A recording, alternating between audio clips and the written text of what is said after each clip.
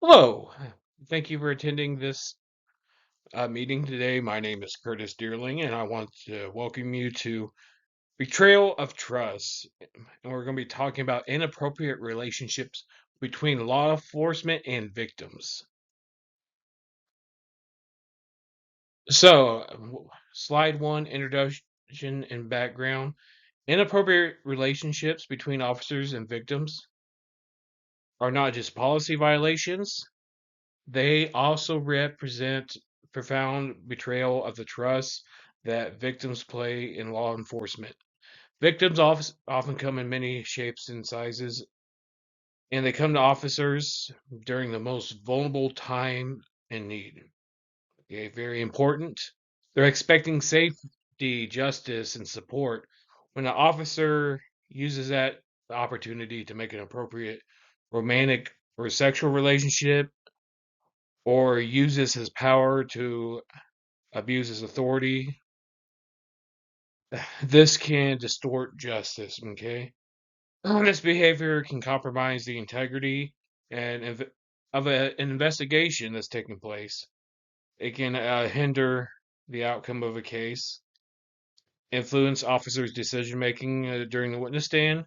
And the unfortunate reality is that while not always legal under state law, these actions frequently violate department policies and ethical standards, and they carry serious legal and serious professional consequences. So, here, inappropriate relationships in the criminal justice system have been documented for decades, especially in closed systems, prisons, for example. Early oversight went unreported, and unpunished due to lack of oversight.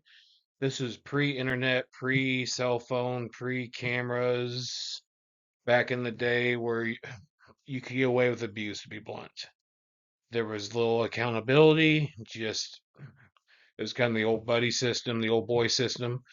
The rise of internal affairs units in social media has brought more transparency, but these relationships still occur way too often. There was some recent with correction officers. It's not always men like you pictured bribing, bringing in inmate cigarettes. I was watching a documentary. I wish I could cite it and quote it better, but this woman was having sexual relations with an inmate. She was a correction officer and grew quite fond of a guy and smuggled sorts of stuff. And I think she even got pregnant with his child. It was a horrible mess. But anyway, moving on, law enforcement officers have unique power over victims, making consent questionable in many of these cases. Okay. So the public awareness has grown, fueled by media coverage, advocacy efforts. These relationships increasingly being called out for what they are. Abuse of power is the main meat and potatoes I want to take from this slide. This creates significant power imbalance, making it impossible for any romantic or sexual relationship to be fully consensual. Take, for instance, there was still a dynamic between that woman and the inmate where she had a dynamic of power over him and could do things benefit him and could also manipulate things to her advantage. So it's not consensual in a sense that there's a power dynamic being abused. Despite this case, cases emerge highlighting the need for stricter policies, training, and accountability systems to prevent future misconduct. Now, here's one I have cited. It's about Louisiana state trooper and a sexual assault victim. More specifically, that's not on the slide. One high profile example took place in 2017 involving a Louisiana state trooper and a female victim who had recently been reporting being sexually assaulted.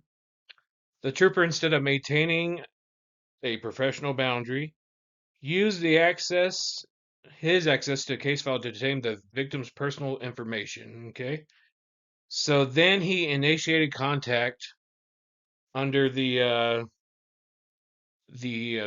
good merit of I'm following up on this, but the interaction quickly turned personal and ultimately romantic. This relationship violated ethical standards. And once discovered, there was an internal investigation, and the officer was terminated. The case contracted some national media attention, raising questions about department oversight, officer training, and policies in place to protect victims' vulnerability, seeking justice for one's trauma. And this story is not an isolated incident, like I mentioned before. This has been a rising issue that has been going on for decades, and it is still an issue that needs to be addressed.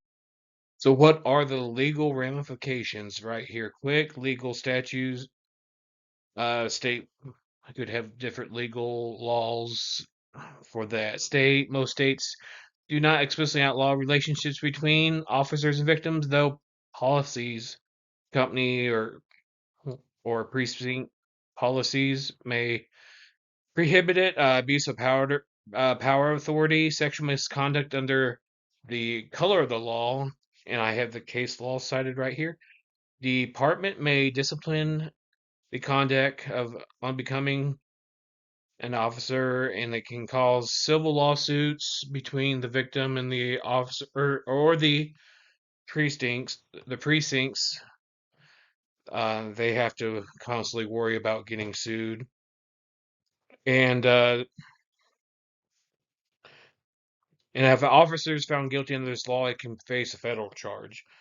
So if an officer found guilty, it's not only civil, state, it could be a federal case with fines, permanent decertification. Many departments also have administration rules around conduct becoming an officer or abuse of authority that can be lead to internal discipline, suspension, as I mentioned earlier. An additional, like I said, civil lawsuit, you could be sued and lose your life, if not just your career, but also your financial life. It can really ruin marriages, etc. You get the idea. So public perception and accountability. Public trust declines sharply when a situation happens. Victims are often afraid to report any misconduct. If this situation happens, the media plays a large role in shaping and the true story behind the situation, and leadership accountability is crucial. So the impact of these incidents for public perception is very important. Law enforcement's are right. It's hard being an officer of the law already. This is something that will further erode the fragile trust the community has with officers. When it looks like officers are exploiting victims, it sends a disturbing message that those seeking help may be used or manipulated. Victims also hesitate coming forward, afraid it'll cause further harm. This plays a crucial role in shedding light because responsibility lies in the police, hold the authority and leadership. So the police should be more accountable. Supervisors who ignore certain red flags rather, fail to investigate complaints must be held accountable also. Allowing this behavior to persist either through a weak discipline, it signals you're being compliant and you're okay with this type of behavior with your officers. So a true accountability meaning zero tolerance policies, and that sounds a little bit brutal, but just a clear understanding this is not going to be tolerated, for lack of better terms. So here's my policy recommendations. Mandatory boundary trainings for all officers interacting with victims or vulnerable individuals.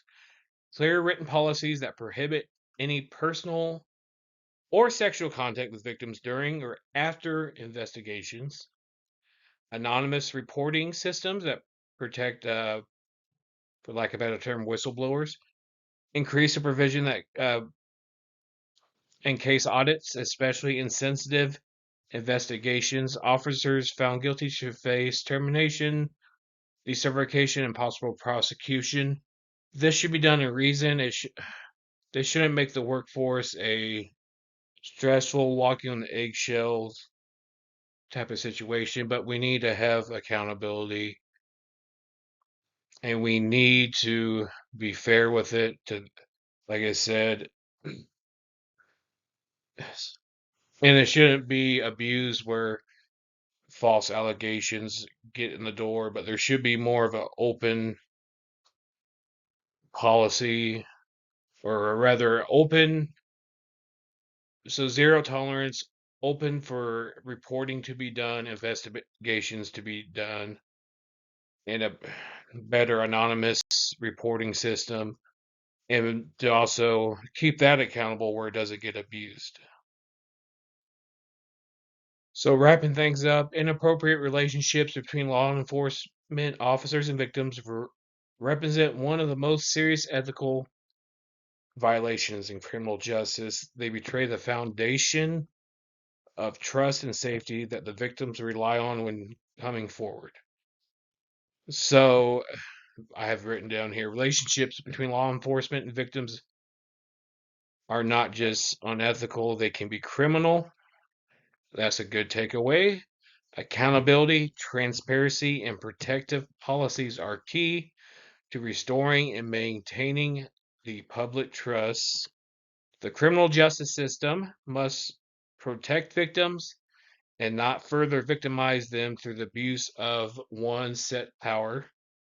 And the media, the public, and the leadership all play roles in the changing culture of law enforcement and the rise of social media, TikTok, people filming incidences, Twitter, Facebook, etc.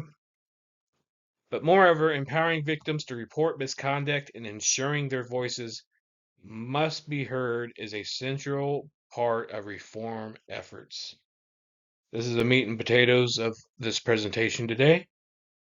Only through collective action and cultural changes can the integrity of the criminal justice system be preserved and the public's trust restored.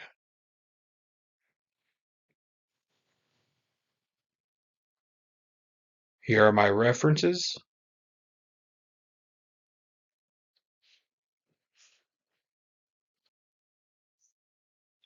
In my design statement for this project, I used Microsoft PowerPoint to create my slides and added visuals to match the topic of professionalism, ethics, and law enforcement. I try to keep a color scheme that is consistent and professional, using dark blue and white contrast.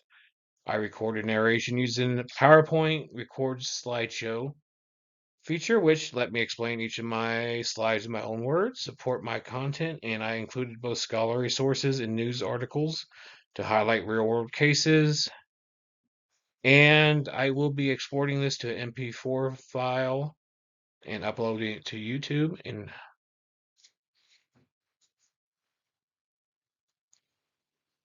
if not, it will be through an MP4 file. And thank you, Professor. I really enjoyed this class. I've taken a lot for it. I really appreciate your time. And most of all, thank you for watching this video. And I'm looking forward to any feedback. Thank you.